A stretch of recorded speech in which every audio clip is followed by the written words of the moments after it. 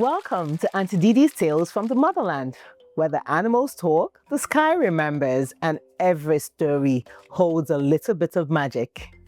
Today, I'll be telling you a story from the motherland before man and times drew lines in the sand and created borders, when we were just one people, Black, beautiful, proud, and African. A long time ago, before man walked the land freely in their numbers, there were spirits who guided man's activities. Spirits of the air, spirits of the land, and spirits of the waters, all working together to give man his due reward for his actions. One such man was Ngozi. Ngozi was a simple farmer from what is now Zambia. Zambia is home of Victoria Falls, one of the 7 wonders of the world. Ngozi was hardworking and kind. He faithfully tilled the land, and the spirits of the land rewarded his efforts by making his garden lush and fruitful. 6 days Ngozi tilled the land, and on the 7th he went out exploring, bringing whatever he found back to the farm, especially animals. You see, Ngozi was alone, and he liked the companionships of animals. One day, during his exploration, he found a young goat. Now, children, a young goat is called a... That's correct. A young goat is called a kid. He found this kid and named it Thembi. Now, Thembi was cute as cute could be, with nice white fur, sparkly eyes, and it produced the sweetest milk. It soon became Ngozi's favorite animal, walking alongside him as he did his chores around the farm. Now, as cute as Thembi was, Thembi had a sharp mouth, always whispering to the farmer and other animals. The cats! There's cats! Drinking my milk! Never mind that the cats hunted all night, killing the rats that ate the produce.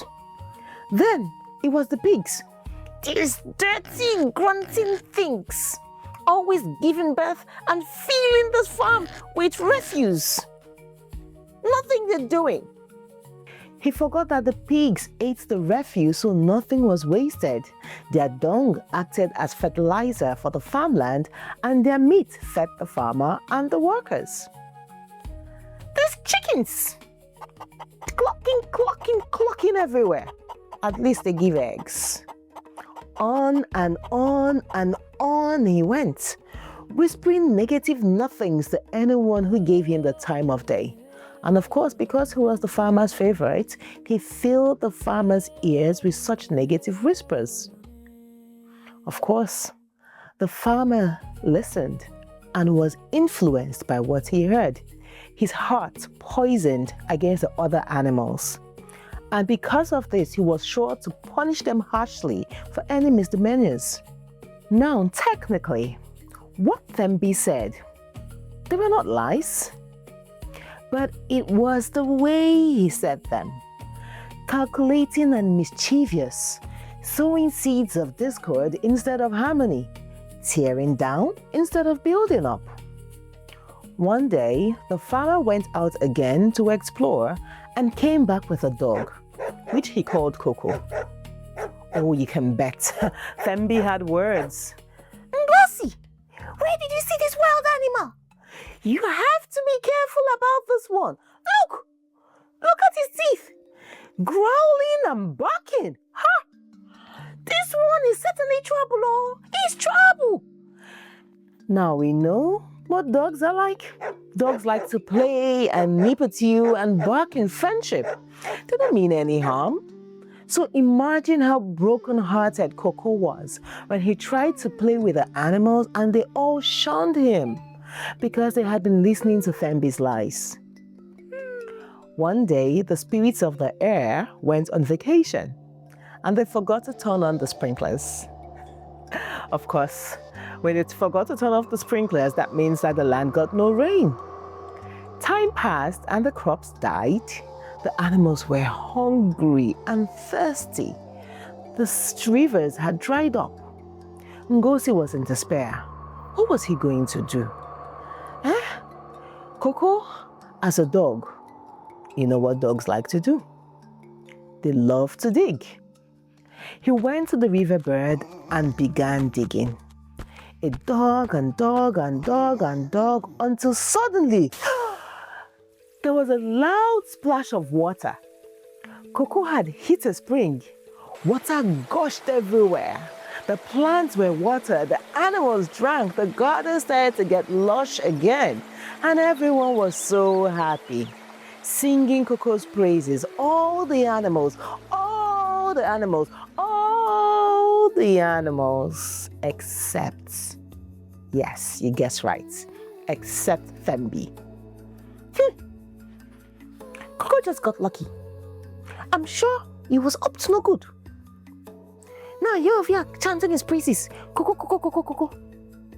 You should have been investigating what he was really doing down there in the riverbed. Up to no good, full of mischief, with his sharp teeth. Now, Coco, Coco, Coco, Coco, Coco. Someone will not hear what again, Coco.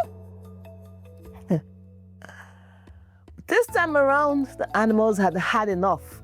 Even the farmer had had enough of Thembi's whispers. Stop it! The animals yelled at Thembi. We are done listening to your whispers. Ngozi said, no, Thembi. This is wrong of you. And he banished him from the farmhouse to the barn. Did Thembi learn his lesson? No. Mouth twisted like a pretzel, he stayed in the farmhouse and continued moaning and muttering and scowling. His heart filled with jealousy. I was the favorite once.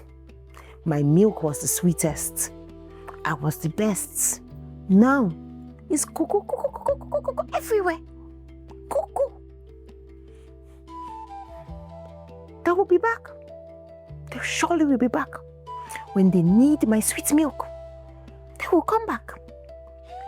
As he sat there, muttering to himself, he heard the soft whisper of the wind.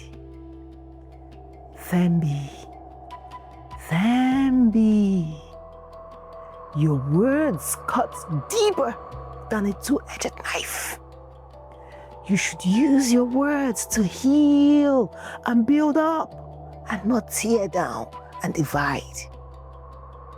Now, we all know in the motherland, Africa, if your face is in a twist and you hear the whisper of the wind as it blows by you, your face will remain that way. And so what do you think happened to Thembi? His face twisted in a scowl, muttering, heart filled with jealousy when he heard the whisper of the wind. His face remained that way. And that is why till this very day, the goat has no lips. His face always in a permanent scowl. Now you might wonder what happened to Coco. Of course, Coco became man's best friend. And that, my little ones, is the tale of Thembi and the whispering wind. Now I want you all to remember, a sharp tongue can wound more deeply than sharp knives. Speak truth, speak kindness, for once a word leaves your mouth, you can't take it back. Thank you for listening to the Tales from the Motherland with Auntie Didi. If you've liked those tales or other tales on the channel, why not share it with your friend? Subscribe so you get notifications each time a story is shared. And tell us in the comments, what did you think of Thembi? What did you learn? Until next time, remember to take care of the little things because they make a big difference.